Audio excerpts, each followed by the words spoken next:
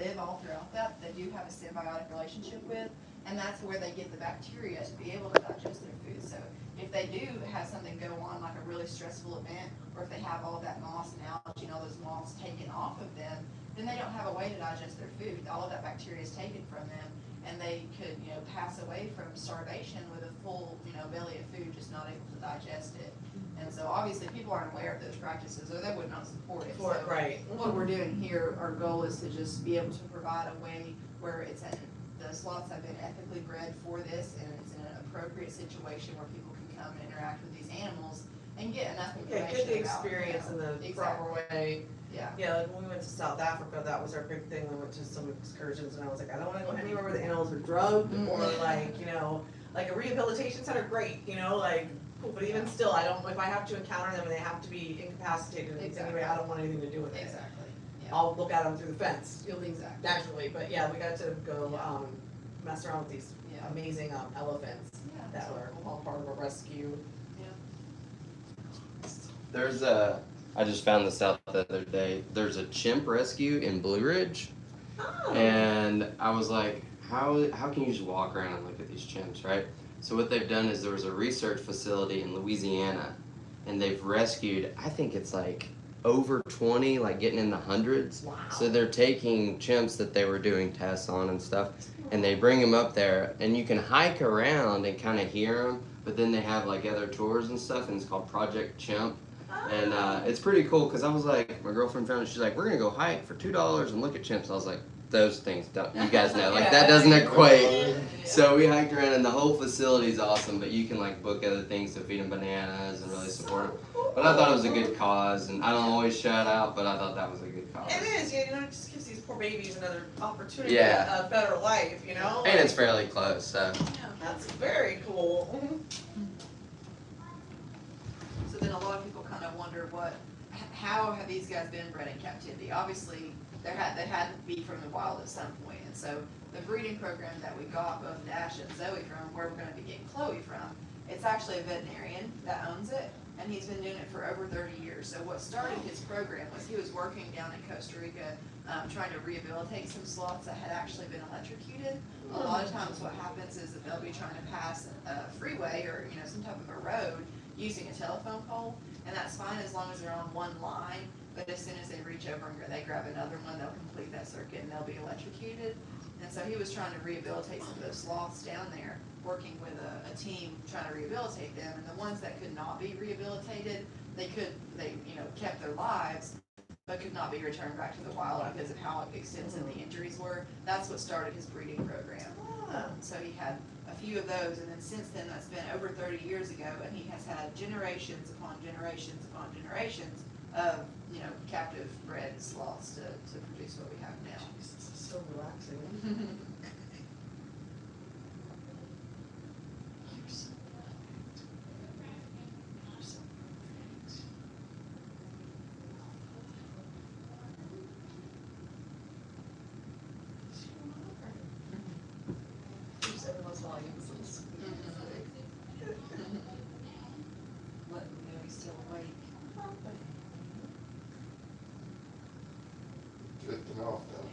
So they sleep like a ridiculous amount of hours a day, right? They do, Isn't that the joke? Yeah, so Like they they're do. pretty lazy creatures. Well, they kind of have to be. So what they eat in the wild, they eat 95% leaf material. They eat the leaves of the sarcopia trees that they're living in, and those are extremely low in calories. And it takes calories in order to create ATP, which is their energy source. You have to have that in order to just move your muscles, extend your arms and things. So since they don't have a whole lot of calories, they don't have a whole lot of energy, so they can't really move around a whole lot. So thus they just sleep. So if a sloth is not eating or sleeping, they're just kind of hanging there, resting and digesting their food. They don't have enough energy to just be climbing around the trees for no reason at all, exploring. So that's why scientists used to think that they slept upwards to like 20 plus hours a day. It's actually not quite that much. They changed it to be about 15 to 16, which is still a lot of sleep. Still a lot, yeah. But a lot of the times that they thought they were sleeping, they were just hanging their head in between their front legs with their eyes open. They were fully aware of what was going on, but just weren't moving around, so they thought they were sleeping. But when they realized that, then they changed that number.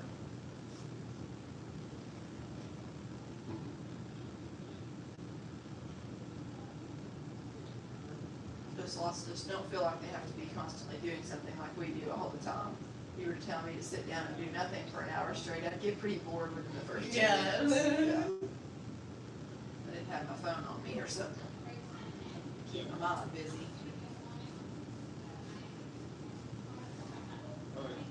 But you wouldn't think it by looking at the outside of him, you'd think that he's, pretty fragile, or if you dropped him, that would be the end of him. But on the inside, they're actually kind of built like trucks. They've got a total of 46 ribs. That's 23 sets of ribs. They've got double what we have.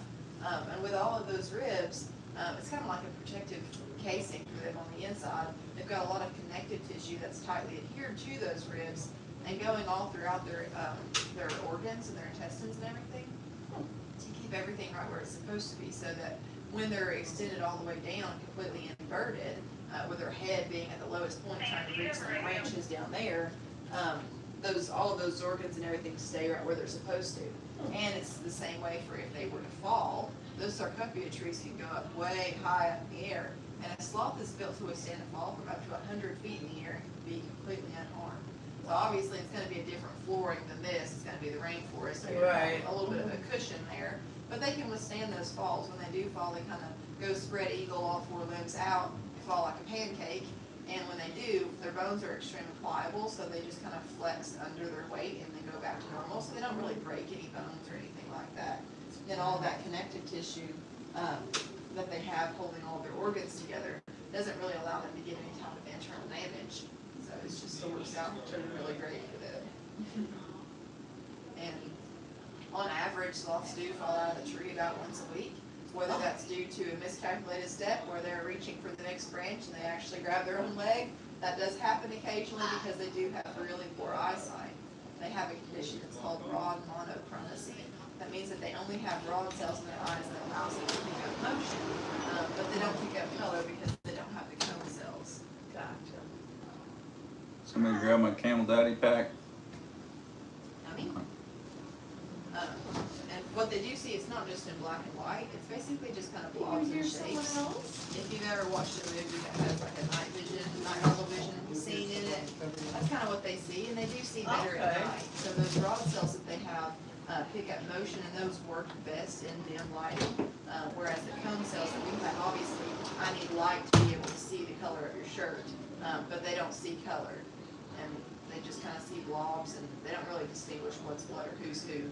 So with John standing in here, just looking at us, he wouldn't know who's who, but he knows both of our voices. He may be looking for, the hand gets there close to his face, he may think that it's food, just because they are not able to distinguish what's in front of them. They see something in front of them, but can't really tell what it is. It's not food, buddy. And he did hear that fridge open up, and so he knows that when we open up the fridge, usually we're getting food out for him. Okay. So he may have thought that you had a little bit of a treat for him. Sorry, Dash. But they are pretty smart animals. A lot of people think of them as dumb or wouldn't understand certain things, but they do have a pretty good memory. And since they do have the poor eyesight when they're looking around, just climbing around in the branches of the trees and everything, they may not be able to see where they're about to grab onto, but they know where they're about to grab onto because they've memorized it. So if Flash's enclosure goes up 20 feet, obviously that's not nearly as big as what it would be in the wild. They'd have those sarcopia trees that grow up 100+ feet in the air. But most of the time that sloth will stay in the same tree. They kind of memorize where is different things that they like to hang out. They'll know where certain crooks of the tree is that they like to kind of set their booty in. They'll take a nap there. And Flash has memorized his enclosure, so he goes up the same way, down the same way, out the same way. He uses the same steps every single time. And so last week we actually let him go out. He does his encounters out here on this branch. And when he goes back in, he'll hook onto the door frame and then go back that way. We don't have to pick him up and put him in there or anything. And he'll hook in there, and he has a certain way that he goes up to his hammock. So he started to go up that way, and he was going pretty quick because he has memorized that. That's where he's wanting to go, so that's where he's going. And he got about halfway, and then realized that the door was open, and he wanted to go outside. So he kind of turned around and went down a different way than he usually does. And he was a lot slower going down, even though we knew where he was wanting to go to. Yeah. He just had not, that's not something that he It's not typically as does. long. Yeah. So So usually when we let him in there, he either sees the door is open and wants to go outside right away, or he'll see it's open and just decide, I want to go up to my hammock. But he changed his mind halfway through. We had a dog that was blind, and he had everything memorized as well. You could not rearrange the furniture, or like you put something in the yard, you know, like we were working on something, you hear all of a sudden crashing, and be like, shit, we forgot to move the things out of the hammock's way, like, whoops, crash, boom. It's kind of the same way for them. You can kind of see how tiny those little pupils are that they have. They're really pinpoint I small. mean, they're so small, Yeah. yes. Their field of vision is also extremely narrow, and so something that's Almost looks coming like at them. like a drop of water, you know, like so Yeah. little. Yeah, they do have a really narrow field of vision, so if something comes at them towards the side of their face, they don't see that until it's right in front of them, which is why maybe earlier when you were kind of petting him on his side there and got up closer, he all of a sudden saw his hand and was like, oh, what's that? And obviously, you know, he can't pick up right away that that is a hand and not something that's gonna hurt him. And so usually their initial reaction is to just jump. Yeah. He and- got a little tighter on the one arm, it was like, okay, I feel that. Yeah, and that for a sloth, that's kind of what they do in the wild too, so even if it's a butterfly that flies across, you know, in front of their face, they're like, oh, what's that? And they turn around and they want to get to the end of that branch, because the end of that branch is their safe spot. Because if they get to the very end of it, a little 20-pound sloth may be able to hold on to that, but a 35, 40-pound cat that may be out on that branch after them is not gonna be able to go out on that limb. So if that cat is daring enough to go out towards the very end of that branch after the sloth, it is kind of best case scenario for the sloth if they both did fall, because the sloth is gonna survive that fall. The cat's probably not, because they're gonna be trying to land on all fours. Right. And landing on all fours from a height from 100+ feet in the Gonna just air, break them. yeah, they're gonna break your leg, so Mhm. they're probably just gonna be laying there for a while that sloth makes its way slowly back up the tree. But it does work out pretty well for them. And that's kind of the other reason that they fall out of the tree about once a week, is if they've got to the end of that branch, whether it's a real threat that has scared them and they're trying to get away from it, or if it's a butterfly, something that has startled them, they get to the end of it and that branch does break just under their weight, and they'll go tumbling down. But it's not a big issue for them. What time is it? It is 12:19, so right at about time. Mhm. You guys ready to trade over? I suppose. So once he realizes I'm standing here, he's gonna take his right hand over to grab onto my arms, but just don't let him smack you in the face. There we go. You can sit in the comfy chair. And he will hold on to you the same way that he was holding on to her. He won't hold on to you like this. This is just how I transfer him over. So you will wrap his legs around your torso first, and then you can support underneath his booty. Alright. I'm not so crazy now, huh? My excursions. Where are you guys from? Florida, South Florida. Yeah? Where'd you hear about us? On Facebook, you Yeah. popped up one day and I was like, oh, we're going. Just a cuddle bug, aren't you?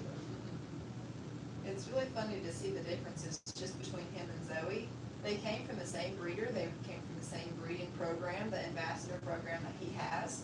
And it was the same guy that, you know, held them every day, in the same way, but they have completely different personalities. They had different mothers and different bloodlines. In the future, if we did ever want to breed our sloths, we could breed them. They came from the same okay. program, but they're completely different genetically. That's good.